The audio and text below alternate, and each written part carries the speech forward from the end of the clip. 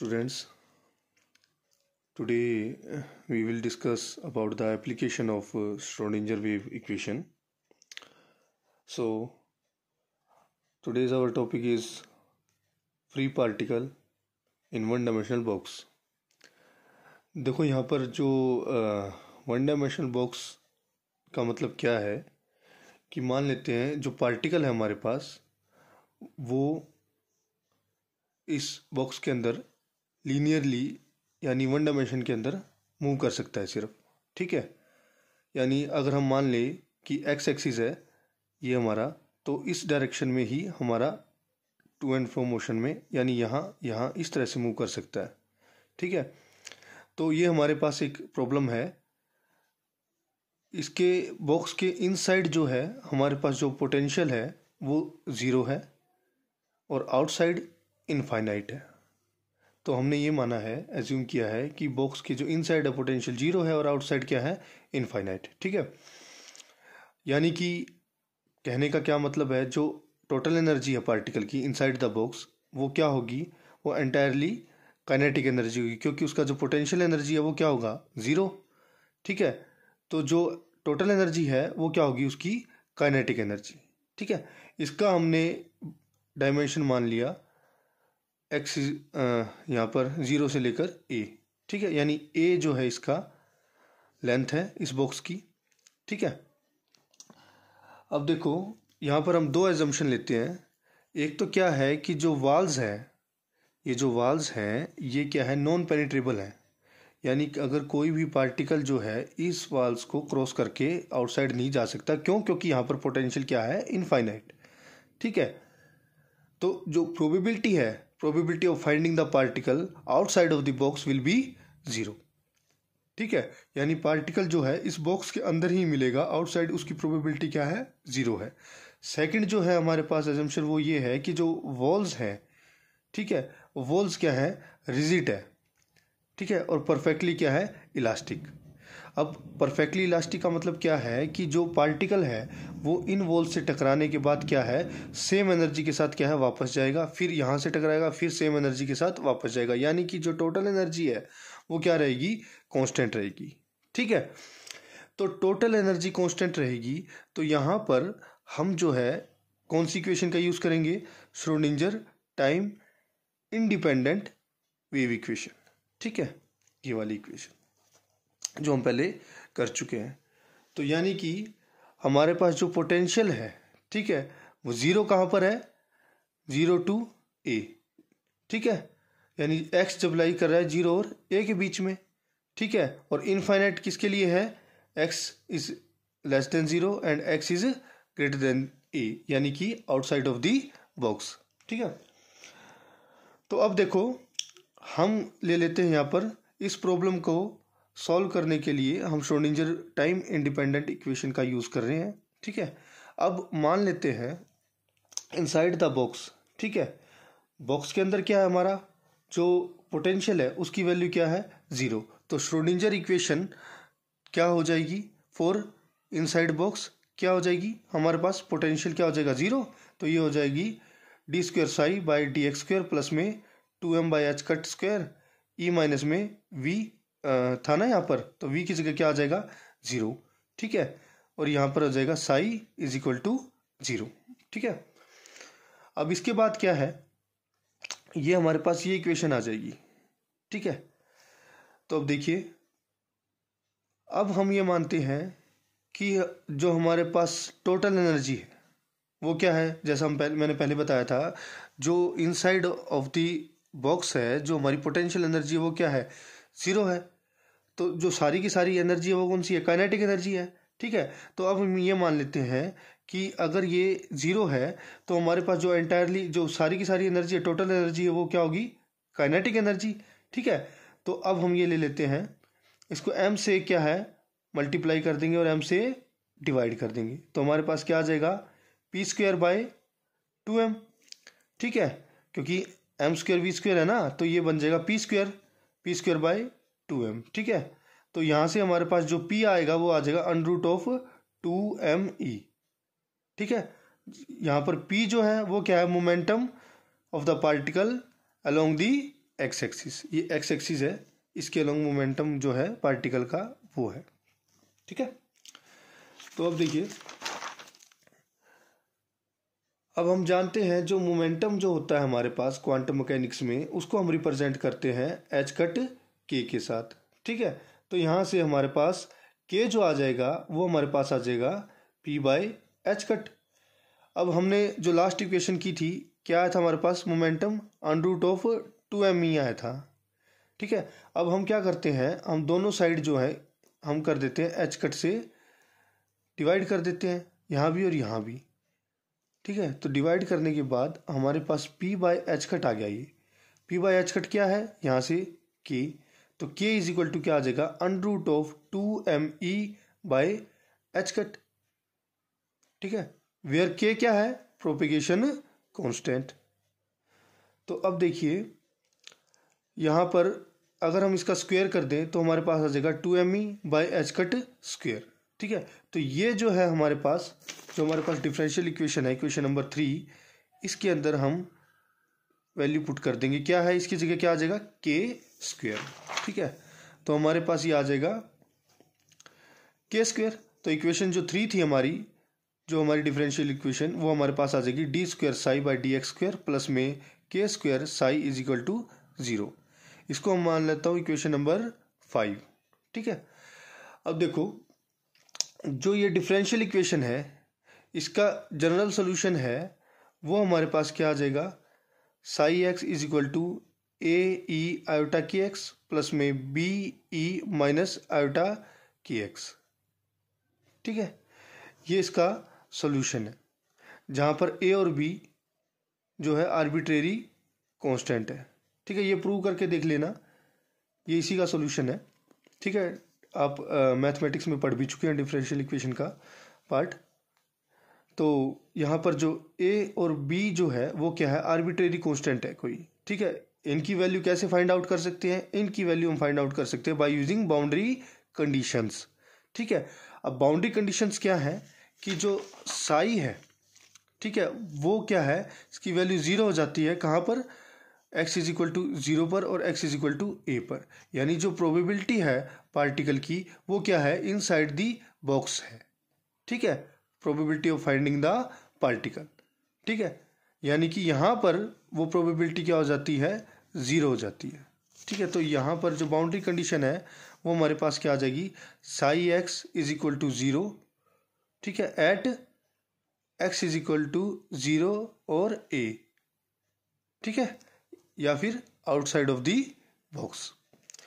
तो अब इन बाउंड्री कंडीशंस का यूज करेंगे हम for finding the value of arbitrary constant a and b।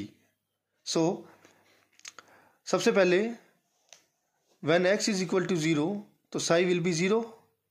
ठीक है, तो ये हम जब इसके अंदर पुट करेंगे इक्वेशन नंबर 6 के अंदर, तो हमारे पास मिल जाएगा a प्लस में b इज इक्वल टू 0। ठीक है, तो हमारे पास आ जाएगा a is equal to minus B, या फिर यूं कह सकते हो b is equal to minus A. ये हमारे पास इक्वेशन नंबर 8 आ गई। ठीक है, तो बच्चों अब इसके बाद देखो जो हमारी सेकंड बाउंड्री कंडीशन है, जहां पर क्या है, x is equal to a पर जो साई x है वो हमारे पास क्या हो जाता है, 0। तो ये इक्वेशन, इस बाउंड्री कंडीशन का हम यूज करेंगे इक्वेशन नंबर 6 में। ठीक है, तो जब इसका यूज करेंगे तो हमारे पास क्या आ जाएगा, साई एक्स 0 कब होता है, at x is equal to a। तो x की जगह क्या आ जाएगा, a, यानी a e आयोटा के ए प्लस में b e माइनस आयोटा के ए। ठीक है, तो अब देखो यहां पर b इज इक्वल टू क्या है, माइनस ए, या फिर a इज इक्वल टू क्या है, माइनस बी। तो यहां पर b की वैल्यू पुट कर देंगे, ये क्या आ जाएगा, माइनस ऑफ a। ठीक है, तो अब हमारे पास इक्वेशन क्या आ जाएगी, ए ई आयोटा के ए माइनस में ए ई माइनस आयोटा के ए। ठीक है, तो अब देखिए यहाँ से a जो है कॉमन आ गया। कॉमन आने के बाद क्या है, हम इसको डिवाइड कर देते हैं और मल्टीप्लाई कर देते हैं 2 आयोटा से। तो 2 आयोटा से हम जब इसको डिवाइड और मल्टीप्लाई करते हैं तो ये जो फैक्टर है ये हमारे पास क्या आ जाएगा, साइन ऑफ के ए। ठीक है, साइन ऑफ के ए। और यहाँ पर क्या था, 2 आयोटा ए है ही, तो 2 आयोटा ए साइन के ए इज इक्वल टू 0। ये हमारी मान लेते हैं इक्वेशन नंबर क्या आ गई, 9। ठीक है, तो अब इसके बाद देखिए, अब इस कंडीशन में दो पॉसिबिलिटी हो सकती है। ये जो हमारे पास कंडीशन है इसके अंदर दो पॉसिबिलिटी हो सकती है, या तो ए 0 हो या फिर साइन के ए वो 0 हो। अब देखिए ए जो है ना ये 0 नहीं हो सकता, ये पॉसिबल नहीं है। क्यों नहीं है, क्योंकि देखो अगर ए 0 हो जाएगा तो यहाँ से देखिए इक्वेशन नंबर 8 से हमारे पास जो b है वो 0 हो जाएगा, और अगर a और b दोनों 0 हो जाते हैं तो इक्वेशन नंबर 6 से देखो, इक्वेशन नंबर 6 से ये पता चलता है जो साई x है वो क्या हो जाएगा, 0। यानी साई x 0 हो जाएगा तो इसका मतलब क्या है, जो पार्टिकल की जो प्रोबेबिलिटी है इनसाइड द बॉक्स वो क्या हो जाएगी, 0। यानी पार्टिकल उसके अंदर एग्जिस्ट ही नहीं कर सकता, inside the box particle exist ही नहीं कर रहा। ठीक है, लेकिन ये तो हमारी प्रॉब्लम में है ही नहीं ना, पॉसिबल ही नहीं है, क्योंकि पार्टिकल तो एग्जिस्ट कर ही रहा है, इनसाइड द बॉक्स पार्टिकल तो है ही। ठीक है, तो इसीलिए हमारे पास a is equal to 0 is not possible. तो सेकंड क्या बचता है, साइन के a इज इक्वल टू 0। अगर साइन के a इज इक्वल टू 0 है तो हमारे पास जो है क्या हो जाएगा, n पाई के इक्वल, तो k क्या आ जाएगा हमारे पास, n पाई बाई a। ठीक है, where n is equal to 1 2 3 4। ठीक है, अब n जो है n भी हमारे पास 0 नहीं हो सकता। ये क्यों नहीं हो सकता, देखो अगर हमारे पास n अगर 0 होगा तो क्या होगा, n 0 होने के साथ साथ यहाँ पर k जो है हमारा 0 हो जाएगा। अगर हमारे पास k 0 होता है तो फर्स्ट तो क्या है कि k 0 होने के साथ साथ हमारे पास देखो इक्वेशन नंबर 6 और 8 का यूज़ करके देखते हैं। अगर हमारे पास k भी 0 हो जाता है तो यहाँ पर a प्लस में b। ठीक है, अब a जो है वो क्या है, माइनस ऑफ b, तो यहाँ पर जो है क्या आ जाएगा, माइनस ऑफ a माइनस में a यानी कि 0। तो साई x क्या हो जाएगा, 0। साई 0 होने का मतलब क्या है, जो पार्टिकल जो है एग्जिस्ट नहीं करता इनसाइड द बॉक्स। ठीक है, और पार्टिकल एग्जिस्ट नहीं करता तो वही क्या है, जो पॉसिबल ही नहीं है, क्योंकि पार्टिकल तो एग्जिस्ट कर रहा है। सेकंड चीज़ क्या है, एक तो इसीलिए हमारा n 0 नहीं हो सकता। सेकंड चीज़ क्या है कि अगर हमारे पास n 0 होता है तो k भी 0 होगा, और k 0 होने के साथ साथ क्या है, मोमेंटम, क्योंकि p हमारे पास क्या होता है, h कट k, और यानी कि ये भी 0 हो जाएगा। इसके 0 होने का मतलब क्या है कि पार्टिकल जो है हमेशा रेस्ट पर रहेगा। अब भाई रेस्ट पर तो वो रहेगा नहीं, अगर मोमेंटम 0 हो जाएगा तो पार्टिकल ऑलवेज क्या रहेगा, remains at rest for all the time. अब ऐसा पॉसिबल ही नहीं है, क्योंकि अगर ये 0 हो जाएगा मोमेंटम, यानी पार्टिकल अगर रेस्ट पर होगा, तो हमारे पास जब हमने स्टार्टिंग में क्या लिया था कि पोटेंशियल एनर्जी 0 है, तो यानी कि जो सारी की सारी एनर्जी वो क्या है, काइनेटिक एनर्जी, और काइनेटिक एनर्जी यानी वो मूव कर रहा है। ठीक है, तो n इज इक्वल टू 0 यहाँ पर पॉसिबल नहीं है। तो इसीलिए हम जो वैल्यू लेते हैं n की वो लेते हैं 1 से स्टार्ट करते हैं, 1 2 3 एंड सो ऑन। ठीक है, अब हम लेते हैं जो नेक्स्ट है, जो हमारे पास सॉल्यूशन है इक्वेशन नंबर 5 का। ये जो हमारे पास इक्वेशन नंबर थी 5, जो इसका सॉल्यूशन है वो क्या हो जाएगा, उसको हम लिख सकते हैं इस फॉर्म में, psi X is equal to A E iota K X minus में E minus iota K X. ठीक है, ये हो जाएगा, तो ये हमारे पास आ जाएगा इस फॉर्म में आ जाएगा 2 आयोटा ए साइन ऑफ के एक्स।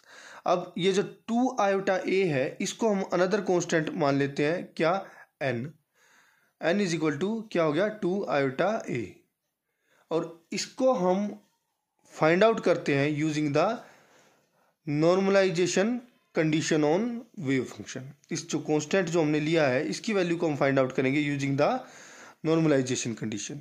अब नॉर्मलाइजेशन कंडीशन हमने पहले पढ़ी हुई है, क्या होती है, Sai star Sai D x अगर हम लीनियर मोशन के अंदर ले लें, यानी कि जब हमारा जो पार्टिकल है वो ओनली वन डायरेक्शन के अंदर मूव कर रहा है, तो उस केस में जो साई स्टार साई जो है, ठीक है, वो क्या होगा, इक्वल टू 1, और जो लिमिट है हमारे पास, जो यानी कि जो पार्टिकल का जो बॉक्स का जो साइज है वो क्या है 0 to a, तो लिमिट लगा देंगे हम 0 to a।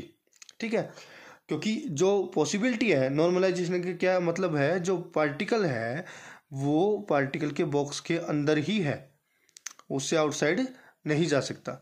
ठीक है, तो यहाँ पर हम ये क्या आ जाएगा, हम साई की वैल्यू यहाँ पर पुट कर देंगे। साई क्या है n sin kx। ठीक है, तो इस वैल्यू को यहाँ पर हम पुट कर देंगे।